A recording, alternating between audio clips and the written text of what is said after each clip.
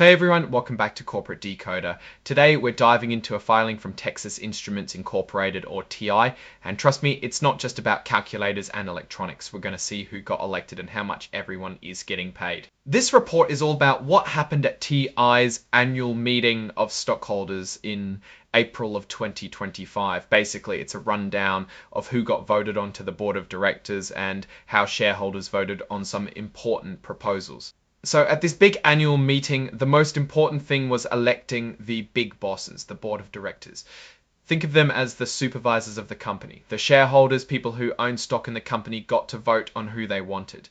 Let's get to the numbers. Mark Blinn got a whopping 721,575 votes for him. But not everyone was on board. 22,997, 791 voted against, and 870,91 voted against, and 873, 1,691 vote and 5 people abstained, meaning they didn't pick a side.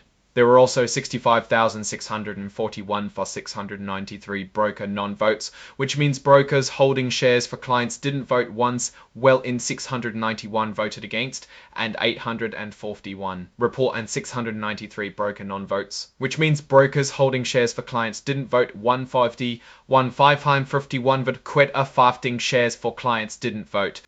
Next up, Todd Bluedorn got 702,584,071 votes of support, but also had 41,836,102 votes against him. 967,106, like everyone on the list, got a similar amount of non-votes.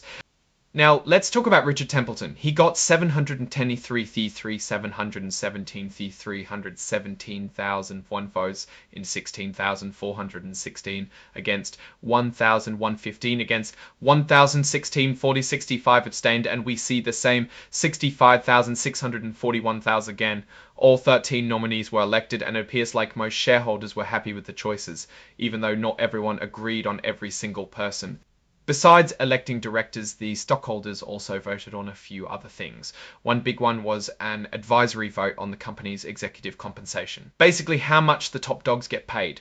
The results show 648,369,929 voted in favor, which is a lot, but 740,000, 143 to the executive pay, but there was a significant chunk that didn't. This kind of vote can send a message to the company about whether shareholders think the executives are worth their salaries. Another vote was about whether to hire Ernst & Young LL as the company's independent accounting firm for 2025. Think of them as the people who check TI's math to make sure everything is accurate. A huge majority, 751,675,710, voted yes. Only 52,072,520 voted against, and 780,744 abstained. Looks like people trust Ernst & Young to do the job right. Lastly, there was a proposal from stockholders to make it easier for them to call a special meeting. This means that if a certain percentage of shareholders, in this case 10%, want to discuss something important outside of the regular annual meeting, they can call a meeting to do so. This proposal didn't pass. Only 318,057, 232 people voted for it, while a larger number, 25,925, 925,925, Iron 90, 20, 49, 91, 35, Ekin Drot Mount. Lot, Hewitt, Brat, Ufav. So what does all this mean? Well, it shows that for the most part, the shareholders of Texas Instruments are happy with the direction the company is heading. They re-elected the board, approved the executive pay, and ratified the accounting firm.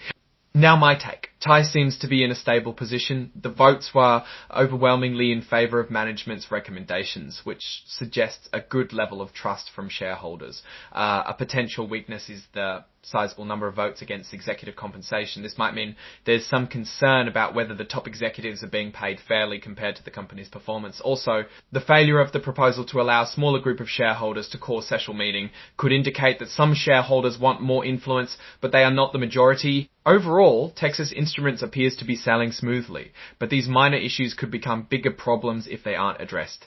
Thanks for watching. If you enjoyed this video, please subscribe, like, and comment below.